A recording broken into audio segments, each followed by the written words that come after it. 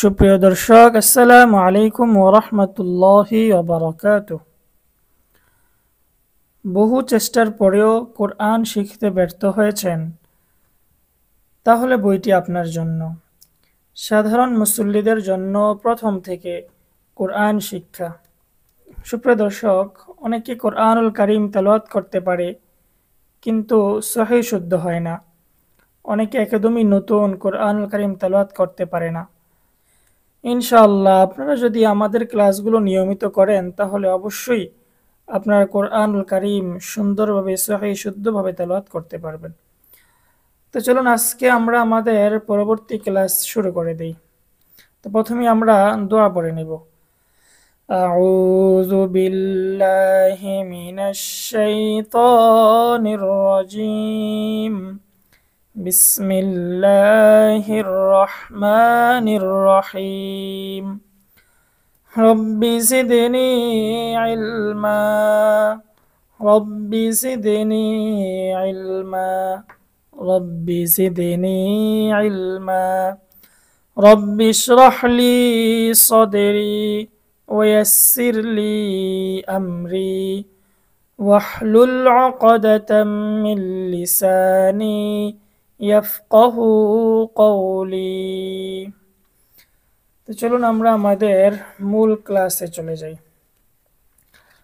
আমরা গত দুইটি ক্লাসে আরবি বর্ণমালা নিয়ে আলোচনা করেছিলাম। তো যারা আমরা শিখতে পেরেছি আলহামদুলিল্লাহ, আর যারা এখনও শিখতে পারিনি তারা পিছনের ক্লাসগুলো দেখে আগে আমরা হরফগুলো উচ্চারণ শিখি, তারপরে আমরা ইনশাআল্লাহ আস্তে আস্তে সামনে অগ্রসর হব।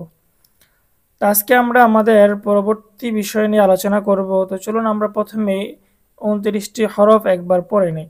আপনারা সকলে আমার সাথে উচ্চারণ করবেন। আলিফ, বা, তা, সা, জিম, হা, খ, দাল, জাল, র, ঝা, সিন, শিন, صاد، ضاد، طا،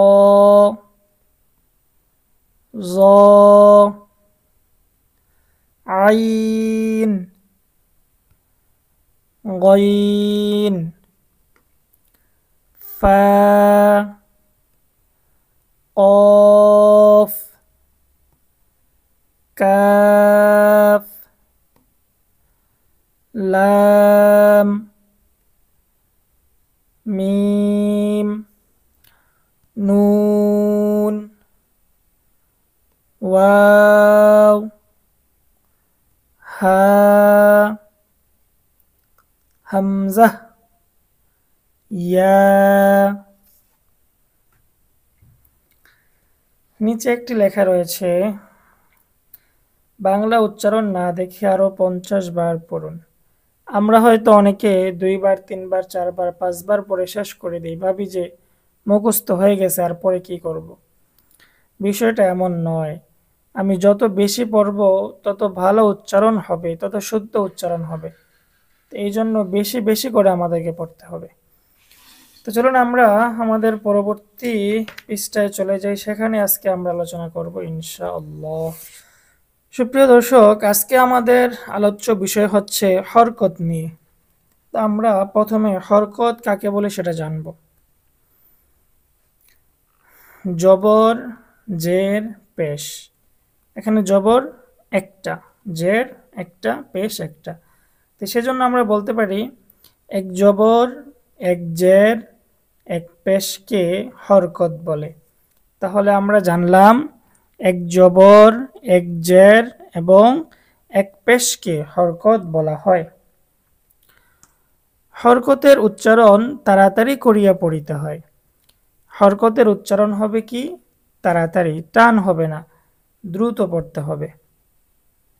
হরকত সম্পর্কে যদি আমরা একটু আপনাদেরকে ব্যাখ্যা করে বুঝিয়ে দেই, এখানে আপনাদের বোঝার সুবিধার্থে আমি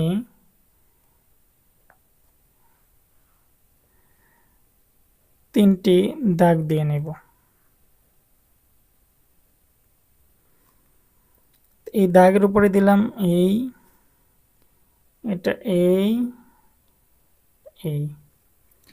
এটা হচ্ছে কি জবর, জবর, জের, পেশ।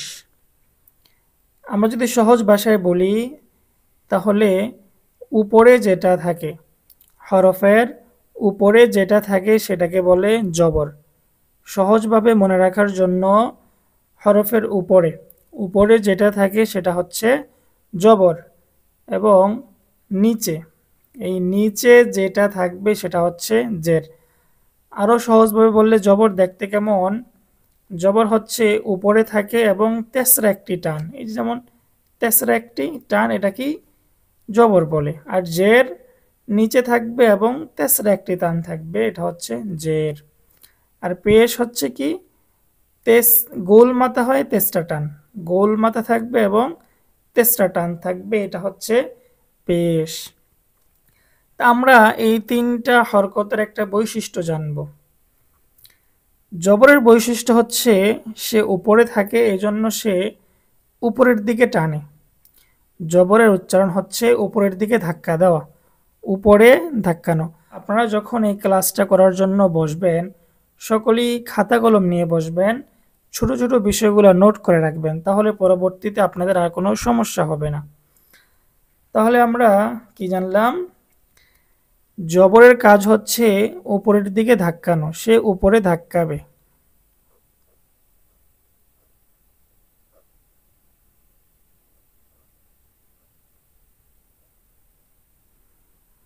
তার কাজই হচ্ছে উপরে ধাক্কা দেওয়া। এখানে জায়গা নেই, এই জন্য এখানে লিখে দিলাম।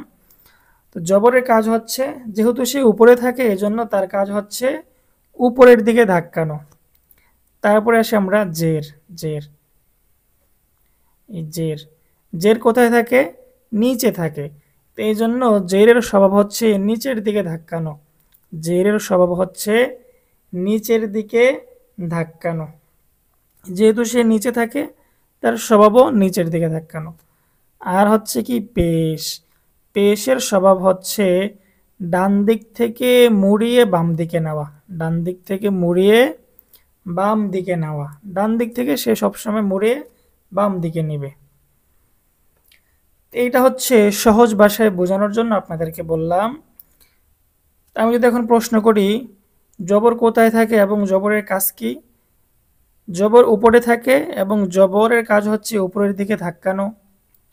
জের কোথায় থাকে, জের নিচে থাকে এবং জেরের কাজ কি, জেরের কাজ হচ্ছে নিচের দিকে ধাক্কানো।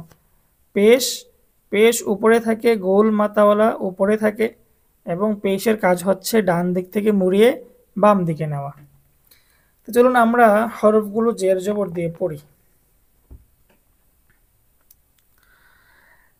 সকলে আমার সাথে সাথে উচ্চারণ করবেন। হামজা জবর আ, হামজা জবর আ। বা জবর বা, জোরে বলতে হবে, জোরে পড়তে হবে। যত জোরে পড়বেন তত মুখ ক্লিয়ার হবে, তত উচ্চারণ শুদ্ধ হবে। বা জবর বা। তা জবর তা,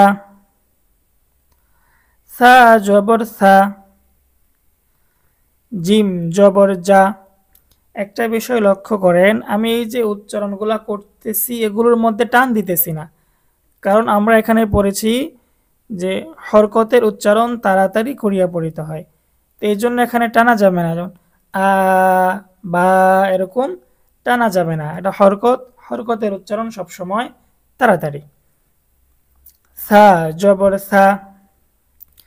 জিম জবর যা, জিম জবর যা। হা জবর হা, হা জবর হা। খ জবর খ, খ জবর খ। দাল জবর দা, দাল জবর দা, দাল জবর দা, দাল জবর দা, র জবর র,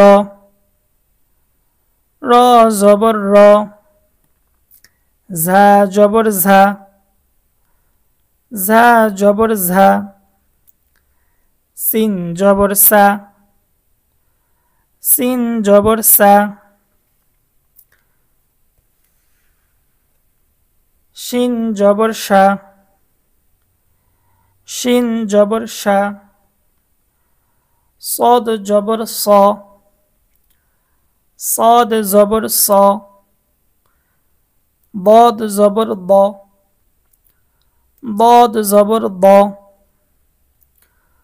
ط জবর ত, ط জবর ত, জ জবর জ, জ জবর জ, আইন জবর আ, আইন জবর আ, গইন জবর গ, গইন জবর গ,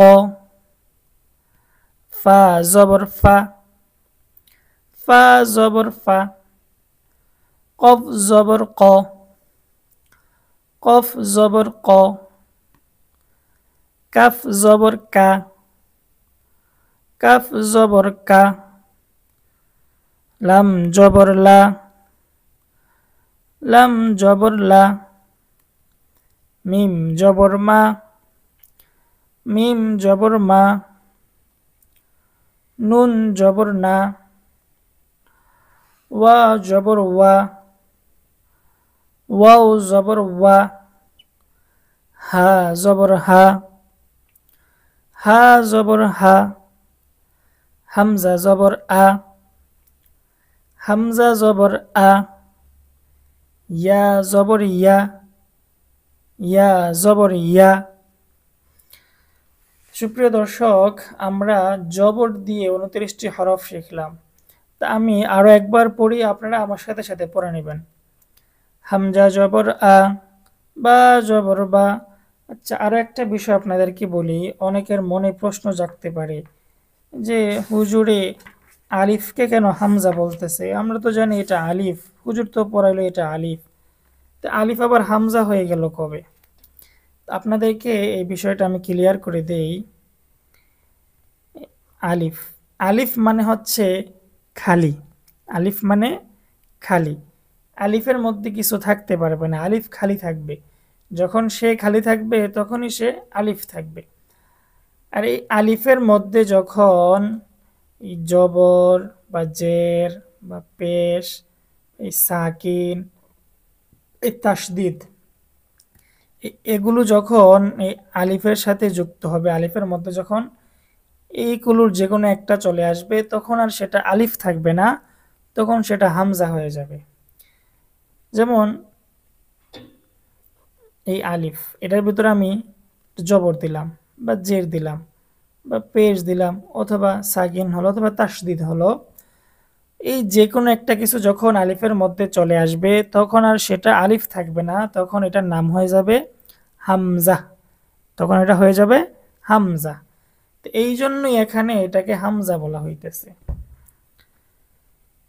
হামজা জবর আ, বা জবর বা, তা জবর তা, সা জবর সা, সা জবর সা, জিম জবর জা, হা জবর হা, হা জবর হা, খ জবর খ, দাল জবর দা, দাল জবর দা, র জবর র, ঝা জবর ঝা, সিন জবর সা, শিন জবর শা, صاد জবর স, ضاد জবর দ, ত জবর ত, জ জবর জ, আইন জবর আ, গইন জবর গ, ফা জবর ফা, কফ জবর ক, কাফ জবর কা, লাম জবর লা, মিম জবর মা, নুন জবর না, ওয়াও জবর ওয়া, হা জবর হা, হামজা জবর আ, ইয়া জবর ইয়া।